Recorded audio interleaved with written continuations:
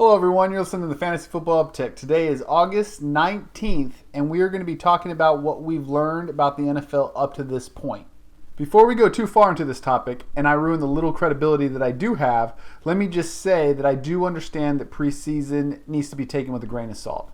But there are some things that we can take from preseason and just look at the clues, like read between the lines, as it were.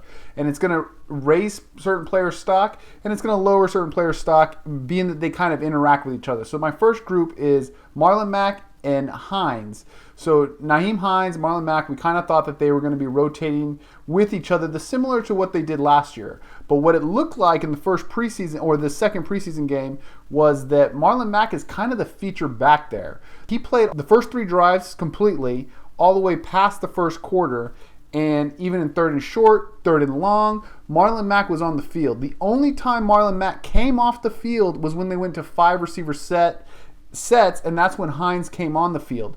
So I'd like to see next week and see kind of where they fall as far as like the 2-minute drill, because I could totally see Hines being the 2-minute drill guy, but it doesn't look like he's the featured third down back like he was at times last year. It really looks like Marlon Mack is get the opportunity to be a feature back in one of the best offenses in the NFL. I put the Colts basically right there in the top 5 with everybody behind the Kansas City Chiefs, because obviously Mahomes was a monster last year. Anything that touches the Kansas City Chiefs, everybody wants a piece of that. But I think that the Colts have the opportunity to be that next best thing. Now, obviously, Andrew Luck's hurt, but the offensive line is healthier than it was last year, and I don't foresee Andrew Luck missing a lot of time. Now, you keep a close eye on that. Obviously, if Andrew Luck is doing bad, it's going to affect the run game, or like as far as his injury situation could affect the run game, because he won't be as healthy and the offense won't be as efficient. I still think the running game can be effective. They might lean on it more. It won't be as efficient, but it might be, you're not going to lose too much there. So Marlon Mack for me moves up in that tier that I had. I move him over Aaron Jones. I move over Kerryon Johnson, which we'll get to here in a second. He's right behind Leonard Fournette for me at the moment, because and after I reevaluate it, I might even move him into that next tier, because if he really is going to be the feature back in this offense, he has an opportunity to finish in that top 5. And again, it's not necessarily his talent, it's the offense that he's on. Almost any running back could be good in that offense. So when I reevaluate this, Marlon Mack could be one of those guys that gets into that next level. His upside is massive if he's getting in the range of 250 to 300 touches. And I know he's had injury issues in the past. He's not injured currently. He's on a great offense. I honestly think that he could be a top 5 back if he ends up in that range. The next guy on my list doesn't really have a stock up, as more as he has a verification that he could possibly be the feature back. And that's Josh Jacobs from the Oakland Raiders. That was kind of a crowded backfield, and I was kind of sneakily thinking that there might be a little bit more of a committee there than a lot of people are thinking.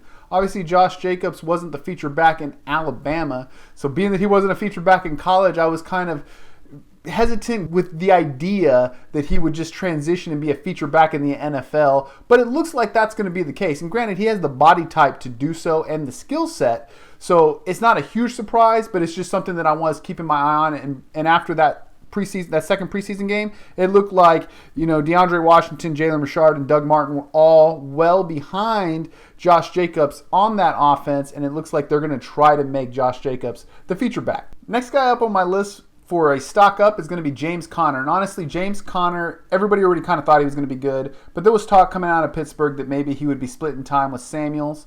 It looked after that second preseason game, and again, you can't really take as much, but that they're going to use Conner as the feature back. He looked better than Samuel. It really, if anything's there, is Samuel versus Snell and seeing who's going to be that number 2. Obviously, Samuel's a better pass catcher out of the backfield, but it does look like if Conner goes down, it might not be all Samuel's work like it was last year. Conner looked like it was going to be the same thing as last year. He's going to get all the work. The Steelers have a history of that. There was talk that they were going to split the carries there, so this was just verification that for Conner, he's not. It's going to be this. It's going to be the way it was last year, and Conner's going to be that workhorse. And that, if that's the case, I don't think the Steelers take that much of a step back offensively with the loss of Antonio Brown. I would put Conner, and I was already a low man on Bell and David Johnson. And if you want to go back and look at why I was the low man on those particular players, it had a little bit to do with the Arizona offense being kind of new and not knowing what we were going to get out of it. And there's a possibility it could be bad, which is kind of what we saw in the preseason.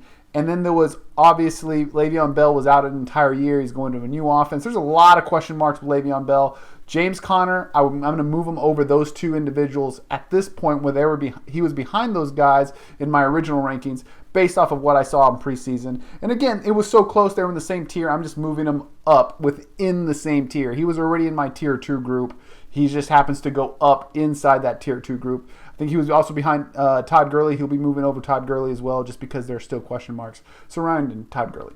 The last guy on my stock up list, and I typically don't look at wide receivers as stock up players in the preseason because every game is so volatile as far as like who could have a big game, who could have a big catch, who might get into the end zone.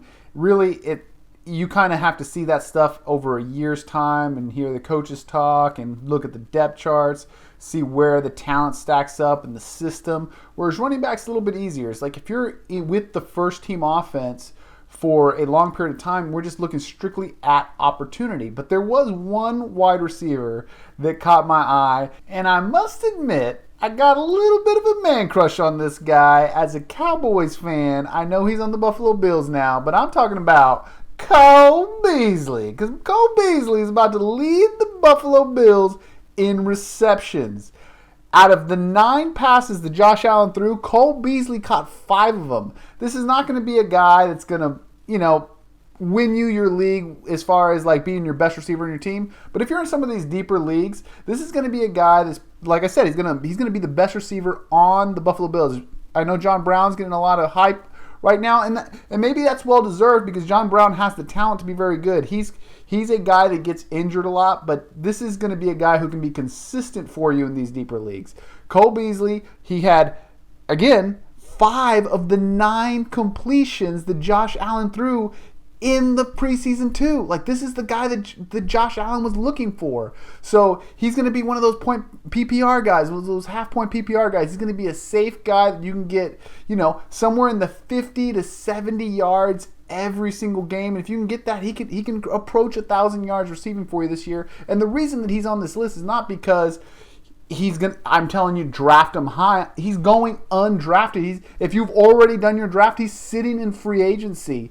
Now, if you're in one of these shorter leagues, there's a lot of talent in free agency. But one of these 14-team leagues, these are the kind of guys that you're trying to find someone in your flex to get you through. And this is one of those kind of guys that can do that for you. Now we start getting to some of the stock down guys. And honestly, the first one on this list kind of sucks. I do like Kerryon Johnson as a talent. I have him in a dynasty league. I've been trying to trading for him in my other dynasty league, and I'm going to have to say that this particular season in a redraft league, he is a risk. And by that I mean like he's going to have to come down a little bit where I have him. I was very high on Kerryon Johnson. I had him at the top of that third tier when you talked about half-point PPR, full-point PPR. I really had him at the top of that third tier list, and I'm going to bring him down towards the bottom of that third tier list, and that's because C.J. Anderson's going to be involved. As I watched the game, Kerryon was the first second down back. It looked like C.J. Anderson's going to come in on third downs, which doesn't make sense because Kerryon's a better pass catcher, at least everything I've ever seen on film. It looks like I thought that's why they got rid of Theo Riddick, because they were going to rely on Kerryon Johnson to be that third down back. Then later in the first quarter, C.J. Anderson took over an entire series. I was thinking that Kerryon was done for the day, and that's why he took over. No, Kerryon came back after that. So yes, Kerryon Johnson's going to lead this team in carries, but we've already seen we can't trust the play calling for the Detroit Lions. Last year they did the same thing with LeGarrette Blount, and they just continue to roll this guy out there. And I think they're going to probably do the same thing this year with C.J. Anderson, even though we all know Kerryon Johnson's the better running back. The next guy getting a stock down for me is going to be Jordan Howard. And Jordan Howard, I already didn't really like Jordan Howard. I knew that Philadelphia Eagles was going to be a running back by committee. But Miles Sanders got the start here, which makes it like Jordan Howard's going to be the 2 in a 1-2 punch, which is not, there's just not a lot to love about that. Now, he might be the goal line back, but it really looked like Miles Sanders is the better running back. And if the Eagles got smart and went away from what they typically do, it's going to end up in Jordan Howard just not being involved at all. And then lastly, it's basically the whole Arizona Cardinals. I've been saying it all off season. That's why I got David Johnson so far down my list as far as elite running backs go. And he's going to be one of those guys that is a volume guy. the Arizona offense just it's not going to be that good as everybody thinks it's going to be. Yes, it has the potential to be there. Maybe I end up with Kyle Murray in one of my leagues because he's a quarterback. I mean, he's got the upside. I'm not going to deny that if that offense starts to click, and it's just preseason, but it doesn't look like they know how to pick up the blitz. That offensive line is terrible. This is still the NFL. This is a rookie coach, a rookie quarterback, a bad offensive line. I think there's going to be growing pains here, and you're not going to know what games you're going to feel it, what games you're not going to feel it, unless you're like constantly looking at the tape and you're making that real educated guess. I already am looking forward to week 2 when they play the Baltimore Ravens, because I know that secondary can really bring the blitz. And in college, I just don't know that they were able to see that offensive system didn't really see a lot of blitzing, because they don't blitz that much in college due to the lack of talent in the secondary, where in the NFL that's not going to be the case. They're going to see a lot of blitzes, so we're going to see if that offense is going to be able to maintain. I'm not saying that Kingsbury is going to be a bad coach forever, but he's got a bad team. He's got a young quarterback, and overall just stock down all over the board. The only thing I like about Arizona is the fact that they're going to be a quicker pace offense. So somebody that might be falling later, or maybe one of those receivers like a Larry Fitzgerald that people are they got that ageism when it comes to fantasy. He might be going at the right price, but I think everybody else is going a little bit high in that entire offense. That's it for today's show. If you have any questions, post them in the comments section and I will be happy to respond to them. Be sure to like and subscribe. It doesn't cost you anything. Helps us out a lot from a channel perspective. I will be posting new content weekly. Till next time, see ya!